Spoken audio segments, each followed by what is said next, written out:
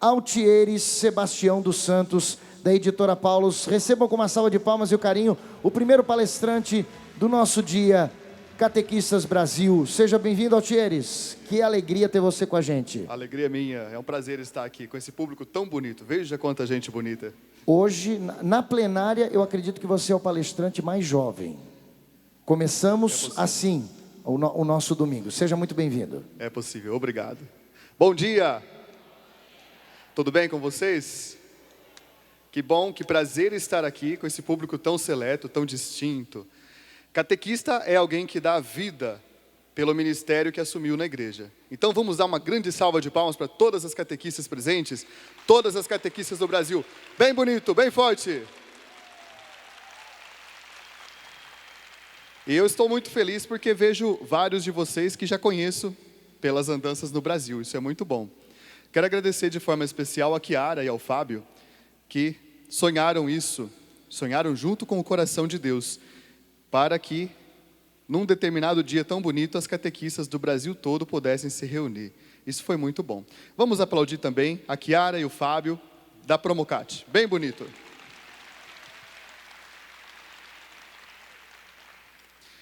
Queridos, queridas, nós vamos falar brevemente sobre um tema bem importante para nós.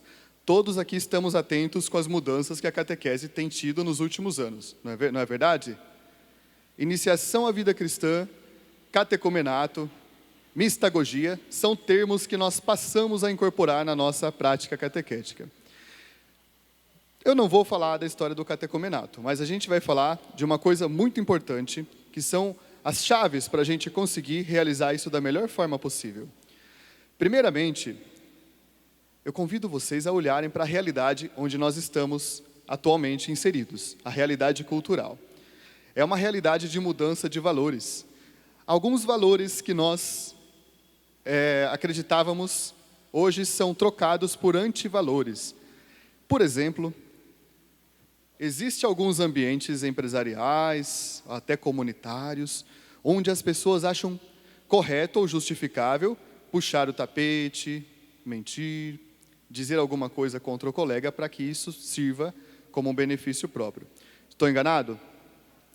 Infelizmente, nossa sociedade teve uma mudança muito grande de valores. E a gente vive, como catequistas, né, nós que estamos na ponta da evangelização, o desafio de dizer uma linguagem diferente da linguagem que está dizendo, por exemplo, todas as outras circunstâncias, todas as outras situações. Então, nós temos vários elementos que hoje fazem parte da cultura e que são um desafio para os catequistas. Este é um número aproximado. 167 milhões de pessoas no Brasil são católicos. É um número aproximado. Mas aqui tem uma coisa muito interessante. 100 mil comunidades é o número de comunidades onde nós exercemos o nosso ministério, a nossa missão. É um número muito grande, é um número muito interessante. Com um número desse, a gente tem condições reais de influenciar no sentido oposto a essa mudança de valores que está acontecendo. E tem um outro dado interessante que eu trago para vocês. Todos os anos, mais de 5 milhões de jovens passam pelas nossas catequeses de crisma, de eucaristia e de perseverança. Não estamos incluindo nesse número jovens que fazem parte de grupos de juventude e outras iniciativas como essas. Agora eu pergunto para vocês, quem aqui sabe qual é a população do Uruguai? Alguém sabe? Tem alguma pista? É mais do que 1.000, um pouco mais. 3 milhões de pessoas. E nós temos todos os anos passando nas nossas catequeses 5 milhões de jovens, que é uma amostragem feita a partir do censo. Vejam então, todos os anos nós temos pessoas passando pelas nossas mãos, pelas nossas ações de catequistas, só que todos os anos eu garanto que no fim da crisma, quando o jovem recebe a crisma, o que acontece? Exatamente, ele bate as asas, ele bate as asinhas e vai embora. Quem é catequista aqui já percebeu isso.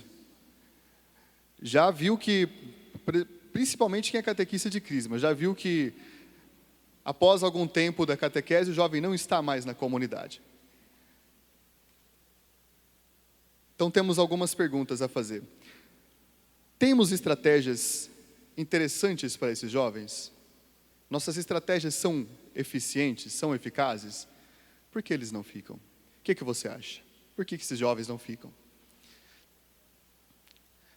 Nesse tempo, então, a gente consegue começar a perceber, a ter uma reação sobre tudo isso. Eu quero só fazer uma retrospectiva com vocês com algumas imagens. Vejam essa imagem, por exemplo. O que vocês estão percebendo nesta imagem? Poucas pessoas, a maioria são idosos, e o que mais? Não tem jovens. Reparem na arquitetura desta igreja. É bonita, não é? Significa, talvez, que em algum momento esta comunidade cuidou da sua igreja física, mas não cuidou da sua igreja espiritual. Vocês concordam comigo? Nós estamos hoje aqui justamente para cuidar da igreja física também, claro, mas principalmente da igreja espiritual. Catequista que se aprofunda, catequista que cultiva os seus talentos e capacidades, é um catequista que consegue dar uma resposta para que no futuro nossas comunidades não sejam desta forma. O que vocês veem nessa imagem?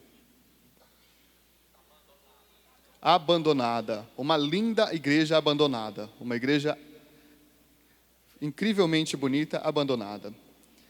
E essa? Destruída. Por que será que aconteceu isso com essas duas igrejas?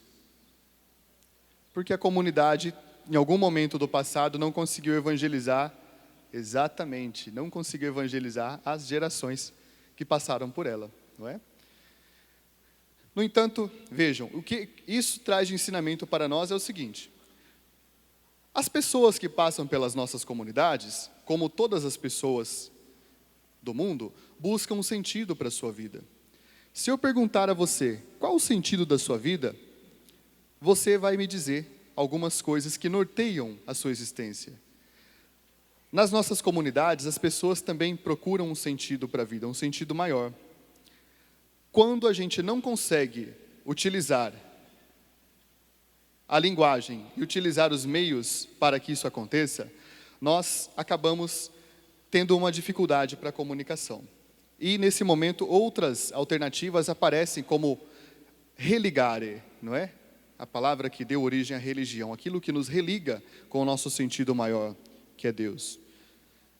Esta imagem foi muito vista e muito amada nesses dias. Que imagem é essa? A do santuário. Prestem atenção nesta imagem. O que parece? Não tem uma arquitetura muito semelhante aos nossos templos? Mas essa imagem é a imagem de do maior shopping do mundo, que está em Dubai. Eu quero mostrar para vocês, para a gente chegar no ponto em que a gente vai iniciar essa reflexão. Olha aqui. Este é o Dubai Mall, o maior shopping do mundo. E ele também tem uma colunata como se fosse um templo religioso. Eu sei que você já fez algum dia a reflexão, como os shoppings e o capitalismo e o consumismo se parecem com uma religião, não é mesmo? Essa imagem também nós conhecemos. Aliás, o santuário ficou muito bonito com a conclusão das pinturas, não é, da arte. Mas vejam que interessante, no mesmo shopping, o que vocês acham disso? A nossa simbologia, a nossa linguagem visual, arquitetônica, está sendo utilizada por uma outra força. Aqui é o monastério de São Bento, em São Paulo. Eu quero que vocês reparem nas colunas que existem nas laterais. E agora, comparem com esta outra imagem, também dentro do mesmo shopping. Reparem as colunas. É parecido ou não é? Pois é. Isso é bem interessante para a gente perceber. Esses são os anjos da Catedral de Brasília. E esses são os anjos que existem lá nesse mesmo ambiente. Nesse grande shopping. É o maior shopping que existe no mundo. Mas nós não estamos aqui para falar de shopping. Quero dizer para vocês o seguinte.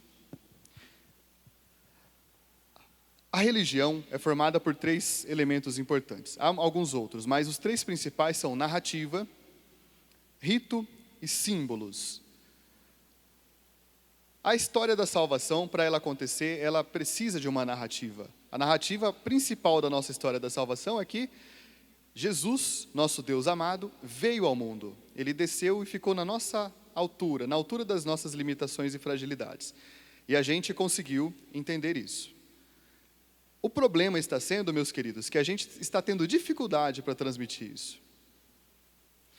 Em uma das minhas viagens, aconteceu uma coisa que eu sempre me lembro, e eu acho que já aconteceu com você também.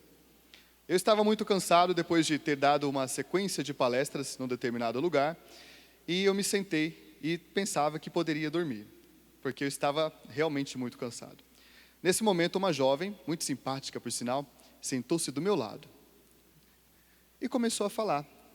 E eu estava cansado e não queria prestar atenção. E ela falava, e eu ficava, meu Deus, o que será que essa alma atribulada está querendo? Aí eu resolvi dar atenção para ela. Então, nesse momento, aí eu comecei a prestar atenção realmente quando ela disse assim: quando eu era católica, eu não tinha encontrado Jesus, mas agora eu consegui encontrar Jesus.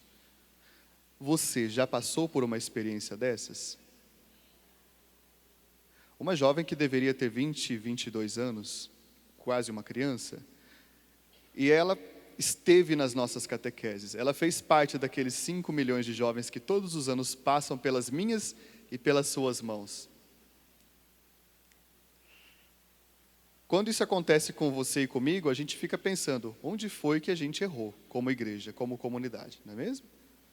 E uma jovem talentosa, fazia jornalismo, poderia contribuir muito para a nossa comunidade. Bem, você já experimentou isso, então a gente sabe que em algum momento da nossa atividade a gente teve alguma dificuldade também. Claro que a culpa não é minha nem sua. Se você está escrevendo, pode escrever assim, bem grande. Não se trata de culpa. Por que não se trata de culpa? Porque passou o tempo em que a gente dizia, as catequistas precisam se preparar, se formar, senão a gente não consegue. Nós estamos dentro de uma conjuntura. Vocês acabaram de ver imagens de uma nova forma de idolatria, né, Rosana? E essa nova forma de idolatria tem conseguido comunicar, inclusive com a nossa simbologia, coisas que nós não estamos conseguindo fazer. Você concorda comigo? Veja. Esses 3 elementos são elementos que a gente tem que ter domínio sobre eles. Narrativa, rito e símbolos. Pode passar, por favor? Obrigado. Isso, obrigado. Aqui, só para continuar naquelas imagens, não é? Esta é uma imagem de uma igreja na Holanda que se transformou em uma biblioteca. Não é? E a imagem seguinte, por gentileza. Pode passar, por favor. Isso. Olhem, reparem bem. Essa imagem é a imagem de uma catedral que se transformou em um shopping. Isso nos impacta. Impacta mais quando a gente vê que as pessoas que não receberam a influência, não receberam a mensagem do Evangelho, sentem-se religadas num ambiente desse. É uma religação, claro, a gente sabe, que não é uma religação autêntica, não é? E essa pior ainda. Obrigado. Sim, não estava passando. Essa não é uma realidade que a gente gostaria de ver, mas é uma igreja que se transformou e vocês estão vendo no quê, né? Numa boate. Alguns anos atrás eu encontrei um irmão da Toca de Assis que fez uma peregrinação pela Europa e ele chegou num determinado vilarejo, ele viu a igreja. E como não é toda a cidade que tem igreja na Europa, ele resolveu entrar. Porque ele viu a igreja toda iluminada. Mas quando ele entrou na igreja, ele viu essa imagem. Em cima do altar estava um polidense e uma dançarina, porque aquela comunidade já tinha desaparecido, não existia mais ninguém para cuidar do templo, né? Bom, nós não vamos deixar isso acontecer no Brasil. Vamos? Não vamos, porque somos catequistas que estudamos, que aprofundamos os nossos conhecimentos. A gente tem condições de reverter essa situação. A pergunta é essa. Vamos ler todos juntos? Temos estratégia. Temos estratégia? Temos mesmo? Ok. que vocês estão vendo nessa imagem, por favor? O que parece isso? Você tem um desse na sua casa? Não tem. Parece um galo, parece uma galinha, não é? Mas é um avião. Mas a pergunta que eu digo para vocês que eu quero fazer é: se eu convidasse você para fazermos um passeio de avião até em Guaratinguetá, mas eu não sei pilotar avião, e eu dissesse para você, não sei, mas a gente pode tentar, você teria coragem de ir comigo? Você não é uma pessoa de fé? Não é? E por que não vai comigo? Que vergonha, hein? Que vergonha, não esperava essa resposta de vocês. Vocês são muito abusados de vir falar isso para mim. Sou uma pessoa de fé, mas não tenho coragem. Então eu vou dizer para você o seguinte: vamos supor que apareçam uns médicos muito simpáticos agora, lá na sua cidade. São esses. Você teria coragem de se consultar com eles? Por quê? Não estão parecendo isso que estão falando, né? Ok. Mesmo que você seja uma pessoa de fé, você não vai fazer isso, né? Exatamente, precisamente. Agora tem essa verdade para nós. Vamos ler juntos? Não podemos mais ter uma catequese. Uma catequese o quê? Uma catequese amadora. Portanto, minha querida, meu querido que está me ouvindo, com todo carinho, dou um puxãozinho de orelha em você. E dou um beliscão também. Se você é um catequista que ama o seu ministério, você precisa se aprofundar no conhecimento. Você precisa estudar. Catequista que não estuda vai conseguir influenciar jovens que têm acesso a todo tipo de informação? Não vai conseguir. Não vai conseguir. O conhecimento é algo muito facilitado hoje em dia. Crianças de 8 anos sabem muito mais que a gente. E se a gente não se aprofundar no nosso ministério, como é que a gente vai conseguir influenciar as próximas gerações? Sim ou não? Pois é. Vocês conhecem isso tudo aqui. Estas iniciativas, estas marcas, conseguiram influenciar a comunicação no mundo atual. E a comunicação se tornou algo muito fluido, muito rápido. E a gente conhece isso também. Por exemplo, aquela companhia de vídeos online é uma das maiores experiências de interação que as pessoas têm. Ela acabou com as locadoras de vídeo. Vocês sabem disso. Vocês não lembram porque não é da sua época, mas antigamente tinha, não é, Gislaine? Tinha as locadoras de vídeo, a gente ia lá e tinha que rebobinar a fita de volta, não é mesmo? Pois é, tinha isso, existia. Aquela companhia de transporte ali, de transporte pessoal, é a maior do mundo. Sabe quantos carros ela tem? Nem um, não é? E também aquela outra companhia ali de hotéis, de hospedagem, é a maior do mundo, mas não tem um quarto. Vejam como as coisas são nesse momento que nós estamos vivendo. As coisas são muito diferentes. Bom, anote isso que é bem importante. Catequista precisa ter domínio destes elementos: simbólico, ritual e imaginário. São dimensões que você e eu precisamos dominar, porque a nossa vida se dá em torno disso. A nossa realidade gira em torno disso. Se outras realidades, como o mercado, conseguem dominar esses elementos melhor que nós, a gente já sabe que a partida vai estar ganha, e não será por nós. Mesmo sendo 167 milhões, mesmo tendo 100 mil comunidades, provavelmente nossas comunidades são muito mais que isso, e mesmo tendo esta riqueza que são 5 milhões de pessoas passando pelas nossas mãos, todos os anos. Aí vocês já sabem o que pode acontecer. Essa imagem aqui é uma imagem muito interessante. Eu convido vocês a visitarem quando vocês puderem. Fica no Piauí, na Serra da Capivara. Provavelmente, ela é uma linguagem que nós não temos acesso, porque nós não conhecemos. Nós não fomos iniciados nessa linguagem. Ela tem aproximadamente 29 mil anos e pode ter mais tempo ainda. Ela fica na Serra da Capivara. Então é o próximo destino onde você vai visitar, para conhecer os nossos antepassados. Você consegue identificar o que está escrito lá? Não. Por quê? Eu falei, você não foi iniciado. Não se fala de iniciação cristã? Então anota bem grande, bem bonito aí, ó. Iniciação e preparação. Preparar é uma coisa, iniciar é outra. A gente sabe disso. A gente já viu esses dias. As duas são importantes, mas iniciar é essencial. Olha a imagem de cima. A imagem de cima é de 2019 anos antes de Cristo. Vocês entendem? Mas a imagem de baixo vocês entendem. E a ideia das duas é exatamente a mesma. É precisamente a mesma. A de baixo vocês entendem. Quando seu marido está no sofá, em pleno domingo, você está precisando fazer almoço. É claro que todos os maridos aqui fazem isso já, fazem almoço, né? Fazem sim, me contaram, eles me falaram. O que é isso? E você precisa lavar a louça, cuidar das crianças e preparar o almoço. Qual carinha dessas que você usa? Não estou achando, mas tem várias que pode ser, não é? A do chifre não pode usar, né? É muito complicado isso, muito problemático, né? Mas várias servem. A gente entende essa linguagem, sim ou não? Pois é. Essa linguagem aqui, você entende o que é isso? Você entende. Quando você olha para uma imagem como essa, você tem acessos interiores a uma série de elementos que conectam você com as suas estruturas. Conectam você com a realidade celestial, divina. As imagens são isso.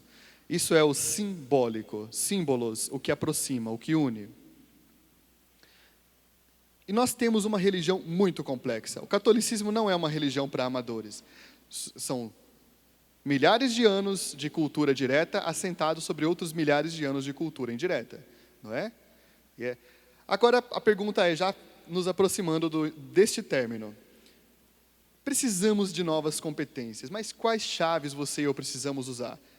A igreja está pedindo uma mudança para que nossas comunidades não percam a riqueza do Evangelho, para que a mensagem de Jesus, Deus que desceu na terra, não desapareça da terra. Imagine esse cenário, alguns anos à frente, que pode ser 100, 200, 1000 anos à frente, nenhuma comunidade religiosa mais, nenhuma comunidade católica propagando a mensagem de Jesus. Isso não pode acontecer. Depende de você e de mim para que isso não aconteça. Vamos ler juntos? Campo simbólico. Toda a comunicação humana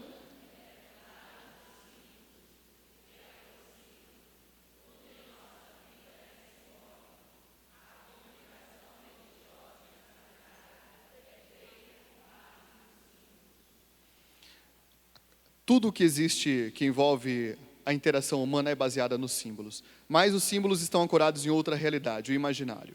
Quando se fala em imaginário, as pessoas pensam em duas palavras, fantasia ou ficção. Mas eu quero convidar vocês a não pensar dessa forma. Vamos pensar de forma científica. O imaginário é como um grande acervo, um grande depósito, onde estão todas as raízes das coisas que nós pensamos. E a nossa própria realidade começa nas coisas que nós pensamos e imaginamos. Tudo o que nós conseguimos processar pela nossa mente passa pelo domínio do imaginário. Então, quando nós vemos uma cruz, já está no nosso imaginário que essa cruz remete a Deus. Quando nós vemos, ou quando, por exemplo, quando se fala de um padre, nós imaginamos uma pessoa dedicada ao serviço de Deus. A nossa mente faz as conexões que ela faz por causa do imaginário, tá bom? Então, o imaginário é um campo muito importante. Outro campo importante, que a catequese de iniciação cristã pede que nós cuidemos, isso pede expressivamente no ritual de iniciação cristã, é o campo do rito. Nossa vida é medida e baseada no rito.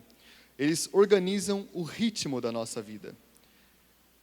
O mercado conseguiu estabelecer os seus ritos. O mercado conseguiu, como uma nova pretensa religião, organizar isso, o simbólico, o imaginário, o ritual. É muito importante a gente saber disso. E uma coisa que o mercado não possui e que nós possuímos é o campo mistagógico. Mistagogia, que é mergulhar no mistério, é a capacidade que você e eu precisamos ter para fazer nossos catequizandos entrarem em contato com o divino, com o transcendente. E, já finalizando, digo a vocês o seguinte, nós resgatamos uma riqueza importante da igreja, a principal instituição catequética que a igreja já criou, em toda a sua história. Como é que chama mesmo? Catecumenato. Catecumenato é a mais importante das instituições catequéticas. Ela nos deu, por exemplo, de herança, o calendário litúrgico. Ela nos deu o ciclo das leituras. Ela nos deu várias festas e solenidades. Foram criadas para o catecumenato. E para a gente chegar no século 23, nós precisamos buscar e nos apropriar dessa riqueza que é nossa, que é o catecumenato. O convite que eu faço para vocês é esse que Jesus fez para os discípulos. Vamos ao largo, vamos avançar para águas mais profundas, ducem altum, não é? Vamos conduzir para o alto, o largo, não é? Para a região onde nós conseguimos ter mais profundidade. Para isso, eu quero dizer para vocês que é essencial você desenvolver uma cultura de aprofundamento e de estudos. Se a gente não conseguir isso, a gente vai fatalmente correr o risco de sofrer as consequências. Eu quero fazer um convite muito especial para você. Você tem a sua revista Ecoando aí? Tem? Pega ela, por favor. Quem tem só? Isso. A revista Ecoando é uma das ferramentas mais dinâmicas que nós temos para a catequese no Brasil neste momento. Há muitas, todas muito boas. A revista Ecoando recolhe a experiência enriquecedora de vários catequistas do Brasil. E ela consegue dar muito auxílio para o que a gente precisa fazer. Não é? Inclusive, quero avisar para vocês, está ali a minha chefe, aquela moça super bonita, a Dilvia, ela pediu para dizer que a revista Ecoando está com uma promoção de assinatura. Se você quiser, passa lá no stand da editora Paulus e faz a sua assinatura para a sua comunidade. E manda o boleto para o seu padre, claro. Não é? É claro, é verdade. Tem vários padres aqui que fariam isso, não é? Nossos padres, não vai ser demitida não, imagina. Nossos padres vão gostar da sua iniciativa, né? Só chega, fala que fui eu que pedi. Pode falar. Tá bom? Então, minhas queridas, quero agradecer a vocês pela atenção, por estarmos juntos nesse momento. E quero pedir que a gente consiga, nos próximos anos que virão pela frente, dar conta da nossa missão de catequista. Ser catequista é bom demais, sim ou não? Vamos dar uma salva de palmas para vocês, então. Vamos dar uma salva de palmas bem forte para a Promocate. E que nós consigamos cumprir a nossa missão. Um beijo muito grande, obrigado. Até a próxima vez. Um forte abraço. Obrigado, Altieres.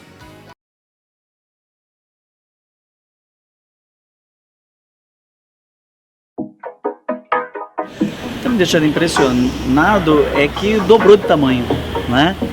E eu acredito, já disse isso no primeiro, que esse será o ponto de encontro anual dos catequistas do Brasil.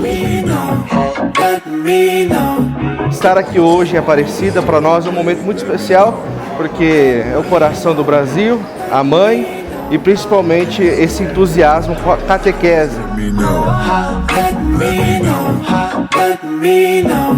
E acredito que esse encontro ele é ótimo porque nós conseguimos atingir um público que geralmente a gente não tem acesso.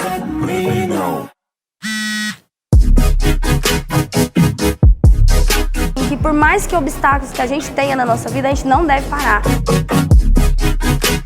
E o catequista tem essa missão de anunciar, de ajudar, de motivar as pessoas, aqueles que eles têm à frente, a fazer essa adesão por Jesus Cristo e buscar a fidelidade. Para mim, o Catequistas do Brasil, ele é um grande momento da vida da catequese no nosso país, pela variada oferta que ele faz de temas diferentes, de modalidades, de dinâmicas, e é tudo que o nosso pessoal precisa. Nossa catequese é muito rica, então essa troca vai ajudando também a gente a ampliar os nossos conhecimentos, melhorar essa proximidade, essa família cristã que a gente quer construir, né, dentro desse reino de Deus. Eu vim com a minha mãe, ela me trouxe e eu achei muito legal, ela achou que ia ser cansativo, eu de noite estava toda acesa, eu tinha gostado muito. E aí eu tô querendo muito vir ano que vem, briguei com ela, falei que eu queria ter vindo nos outros anos. Vem crescendo e vem contribuindo muito para que eles possam sair mais motivados para o trabalho. Porque aqui nós temos catequistas em diferentes realidades, né? Do Brasil inteiro. E quando a gente menos percebe, sai da gente o melhor da gente que a gente nem sabia que tinha. Então, para mim é uma experiência muito, muito, muito importante e que eu peço a Deus que crie raízes fundas para nunca mais eu sair daqui.